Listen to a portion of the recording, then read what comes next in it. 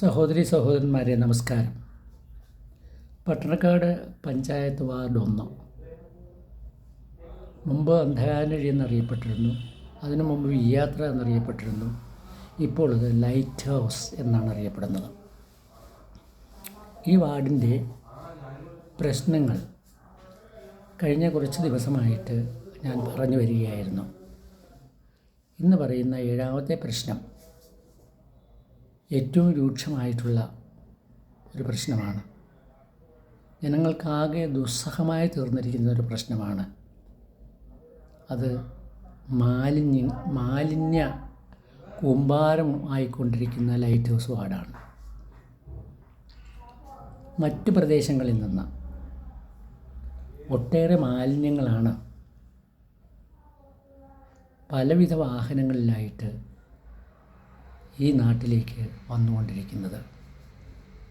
അതിന് ഒരൊറ്റ കാരണമേ ഉള്ളൂ. പത്മാക്ഷിക്കവലയിൽ നിന്ന് നാഷണൽ ഹൈവേ 66 പത്മാക്ഷിക്കവലയിൽ നിന്ന് പടിഞ്ഞാട്ടാണ് ഞങ്ങളുടെ വാർഡിലേക്ക് വരേണ്ട റോഡ് കിടക്കുന്നത്. ആ റോഡ് വിജനമായ ഏകദേശം 2-2.5 കിലോമീറ്റർ ദൂരത്തിൽ വിജനമാണ്. അപ്പോൾ അതൊരു പ്രശ്നമാണ്. വിജനമായിരിക്കുമ്പോൾ അവിടെ കൊണ്ടുവന്ന് എന്തെങ്കിലും ഇട്ടേച്ചും പോകുന്ന ആരും അറിയുന്നില്ല. മറ്റൊന്ന്, ഇവിടെ ഒരു അഴിമുഖമുണ്ട് എന്നുള്ളതാണ്. അഴിമുഖത്തേക്കുള്ള ഒട്ടേറെ തോടുകളും ചാലുകളും ഉണ്ട്. അപ്പോൾ അവിടെയും ഈ വിസർജ്യങ്ങൾ, ഈ മാലിന്യങ്ങൾ തള്ളിക്കളയാവുന്നതേ ഉള്ളൂ. അങ്ങനെ വിവിധ പ്രദേശങ്ങളിൽ നിന്ന് ഇങ്ങോട്ടേക്ക് ചാക്ക് കണക്കിന് മാലിന്യങ്ങൾ വരികയാണ്. ചെമ്പകശ്ശേരി പാലം മുതൽ മുതുകേൽ ഭാഗം വരെ ഇടത്തും വലത്തും നമ്മൾ നോക്കുകയാണെങ്കിൽ കെട്ടുകണക്കിന് സാധനങ്ങൾ കാണാം, കെട്ടുകണക്കിന് മാലിന്യങ്ങൾ കാണാം. ഇപ്പോഴും അതവിടെ കിടക്കുകയാണ്.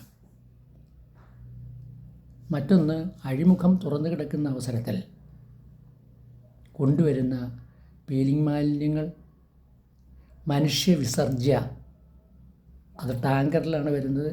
അതെല്ലാം ഇങ്ങോട്ട് കൊണ്ടുവന്ന് പാലത്തിൽ നിന്ന് താഴോട്ട് പമ്പ് ചെയ്യുകയോ എടുത്തിടുകയോ ചെയ്യുന്നു. ഇതാണ് നമ്മൾ കാണുന്നത്. അപ്പോൾ ഇവിടെ നാട്ടുകാരില്ലേ, അവർക്ക് സംഘടിതരായി കൂടെ, അവർക്കിത് പിടിച്ചുകൂടെ എന്നൊക്കെ നിങ്ങൾക്ക് ചോദിക്കാം.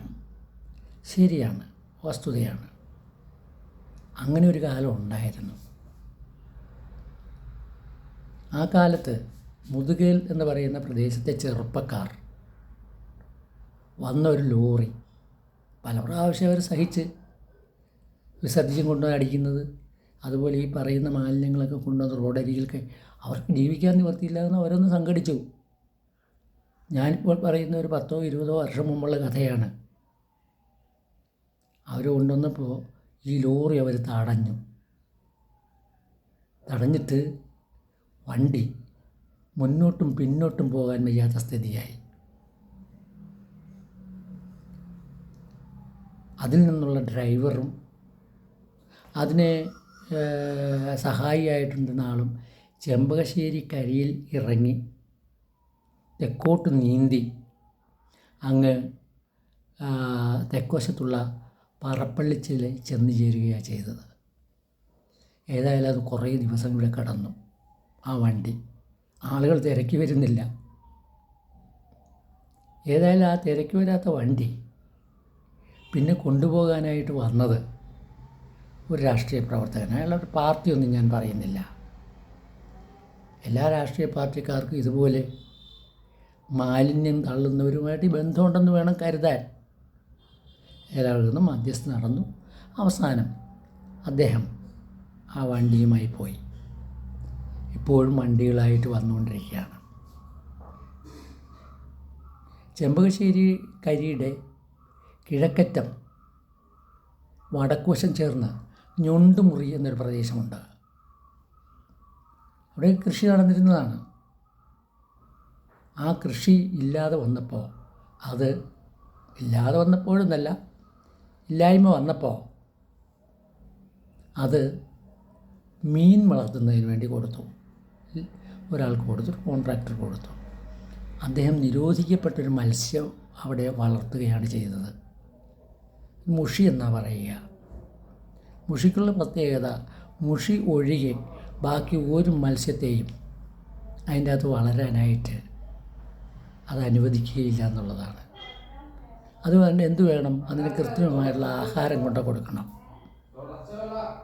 അതിനേറ്റവും ഇഷ്ടപ്പെട്ട ആഹാരം എന്ന് പറയുന്നത് അറവ് മാലിന്യങ്ങളാണ്. അപ്പോൾ ഈ അറവ് മാലിന്യങ്ങൾ കൊല്ലം മുതൽ ഇങ്ങോട്ട് കൊണ്ടുവരികയാണ്. കൊല്ലത്ത് നിന്ന് മുതൽ ലോറിയിൽ കൊണ്ടുവരികയാണ്. രാത്രികാലങ്ങളിൽ കൊണ്ടുവന്ന് അത് പുഴുങ്ങി ഈ ചാലിലേക്ക് തട്ടുകയാണ്. അപ്പോൾ ഇവ കഴിച്ച് വീർത്ത് വലിയ മത്സ്യങ്ങളായി തീരും. അത് പിടിച്ചെടുത്തിട്ട് കയറ്റുമതി ചെയ്യുകയാണ് ചെയ്യുന്നത്. നേപ്പാൾ, ഭൂട്ടാൻ തുടങ്ങിയ സ്ഥലങ്ങളിലേക്കാണ് ഇതിവിടുന്ന് കൊണ്ടുപോയത്. അപ്പോൾ എന്താ സംഭവം? ഈ പുഴുങ്ങി ഇതിൻ്റെ അകത്തേക്ക് വിട്ട ഈ അഴുക്ക് ഭയങ്കര പ്രശ്നമുണ്ടാക്കി. അതിൻ്റെ ദുർഗന്ധം സഹിக்க വയ്യാതെ കരിച്ചിറകളിൽ താമസിക്കുന്നവരൊക്കെ വളരെ ശക്തിയായ സമരത്തിനിറങ്ങുകയും, ഞാനും ഒക്കെ അതിൻ്റെ അകത്ത് പങ്കെടുത്തിട്ടുണ്ട്, ശക്തിയായ ഒരു സമരത്തിനിറങ്ങുകയും പഞ്ചായത്ത് കണ്ടില്ല കേട്ടില്ല എന്നടിച്ചെങ്കിലും അവസാനം അത് പൂട്ടി അവർക്ക് പോകേണ്ടി വന്നു. ഇതൊന്ന്.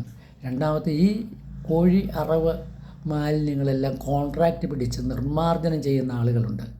അവരത് കൊണ്ടുവന്ന് അന്ധകാരനഴി അഴിമുഖത്താണ് കൊണ്ടുവന്ന് കളയുന്നത്. അപ്പം അങ്ങനെ കളഞ്ഞ ഒരാളിൻ്റെ ഫോട്ടോ എടുത്തു കുട്ടികൾ. ഫോട്ടോ എടുത്തപ്പോൾ എനിക്കത് കൊണ്ട് തന്നു. ഞാനത് ഫേസ്ബുക്കിൽ പോസ്റ്റ് ചെയ്തു. കള്ളനെ തൊണ്ടിയോടുകൂടി പിടിച്ച് പോസ്റ്റ് ചെയ്ത് കഴിഞ്ഞപ്പോൾ ഒരുപാട് ആളുകളാണ് എന്നെ വിളിക്കുന്നത് നീക്കം ചെയ്യണമെന്ന്. ഞാൻ നീക്കം ചെയ്തില്ല. ചുരുക്കി പറഞ്ഞാൽ ഇങ്ങനെയുള്ള അതിക്രമങ്ങളാണ് ഇവിടെ നടന്നുകൊണ്ടിരിക്കുന്നത്. ഇപ്പോഴുണ്ടോ എന്ന് ചോദിച്ചാൽ, ഈ കടലിലേക്ക് കൊണ്ടുവന്ന് ഇറക്കുന്ന മാലിന്യത്തിന് പൂർണ്ണമായും ഒരു വിരാമം വന്നിട്ടുണ്ട്. എന്നാൽ റോഡരികളിൽ തള്ളുന്ന മാലിന്യങ്ങൾ വർദ്ധിച്ചു വരികയാണ്. മറ്റൊന്നാണ് പീലിംഗ് ഷെഡുകളിൽ നിന്ന് പോകുന്ന മാലിന്യങ്ങൾ. രണ്ട് വിധത്തിലാണ്.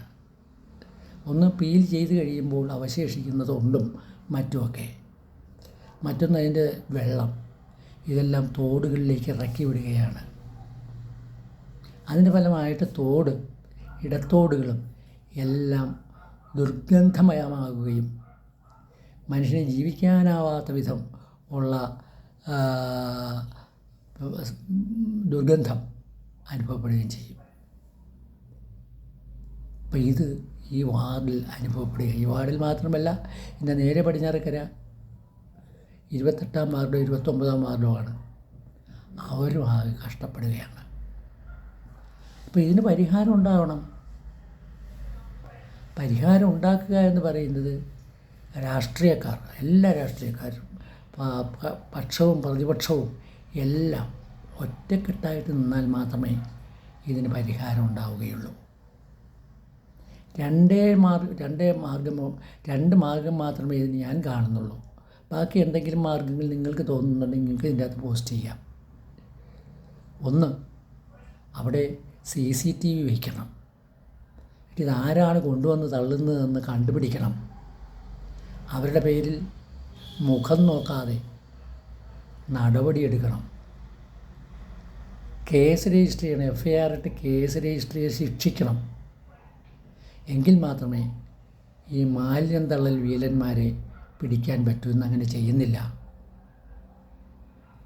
2, നിലവിൽ ഈ റോഡരികിലും മറ്റുമൊക്കെ കിടക്കുന്ന ഒട്ടേറെ മാലിന്യങ്ങൾ ഇനി ഒരല്പം പോലും വരാതെ എല്ലാം നീക്കം ചെയ്യണം. പെറുക്കിയെടുക്കണം, എടുത്ത് നീക്കം ചെയ്യണം. അപ്പോൾ ഒന്ന് നീക്കം ചെയ്തതിന് ശേഷം ഇതുപോലൊരു നടപടി സ്വീകരിക്കുകയാണെങ്കിൽ ഒരു പ്രദേശത്തെ ജനങ്ങളെ മൊത്തത്തിൽ ശിക്ഷിച്ചു കൊണ്ടിരിക്കുന്ന ആ രീതിക്കൊരു മാറ്റം വരും. അത് ഇനി ഭരണത്തിലേറുന്നത് ആരാണെന്ന് എനിക്കറിയില്ല, പ്രവചിക്കാനും സാധിക്കുകയില്ല. ആര് ഭരണത്തിലേറിയാലും ഈ പ്രശ്നത്തിന് പരിഹാരമുണ്ടാക്കിയേ പറ്റൂ, അല്ലെങ്കിൽ ഞങ്ങൾക്ക് ജീവിക്കാൻ കഴിയാതെ വരും. ഒരു കാര്യം കൂടി പറഞ്ഞ് ഞാൻ നിർത്തുകയാണ്. ഇതിവിടെ മാത്രമല്ല, തുറവൂർന്ന് പടിഞ്ഞിട്ട് പള്ളിത്തോട്ടിലേക്ക് പോകുന്നൊരു റോഡുണ്ട്. ഒന്ന് അതിലൂടെ ഒന്ന് പോയി നോക്കൂ. 2 സൈഡിലും മാലിന്യം തള്ളിയിട്ടിരിക്കുകയാണ്. അതുപോലെ തന്നെ പത്മാക്ഷിക്കവലയിൽ നിന്ന് ചേർത്തല വരെ ഒന്ന് പോയി നോക്കൂ. 2 സൈഡിലും മാലിന്യം തള്ളിയിട്ടിരിക്കുകയാണ്. ഇവിടെ ഒരു ഗവൺമെൻറ് ഉണ്ട്, ഇവിടെ പ്രത്യേക തദ്ദേശ സ്വയംഭരണ സ്ഥാപനങ്ങളുണ്ട്. അവരൊക്കെ ഇത് കണ്ടില്ല എന്ന് നടിക്കുകയാണ്. അപ്പം ഇതിന് ഒരു നയപരിപാടിയും ഒരു പ്രവർത്തന പരിപാടിയും ഉണ്ടായേ പറ്റൂ. അതിന് നമ്മൾ കൂട്ടായിട്ട് നിന്ന് ശബ്ദമുയർത്തണം. ആര് പഞ്ചായത്ത് മെമ്പറായാലും ഈ പ്രശ്നങ്ങൾ പഞ്ചായത്തിൽ ഉയർത്താനും അതുവഴി നാടിനെ രക്ഷിക്കാനും കഴിയണമെന്നാണ് എൻ്റെ ആഗ്രഹം. നന്ദി, നമസ്കാരം.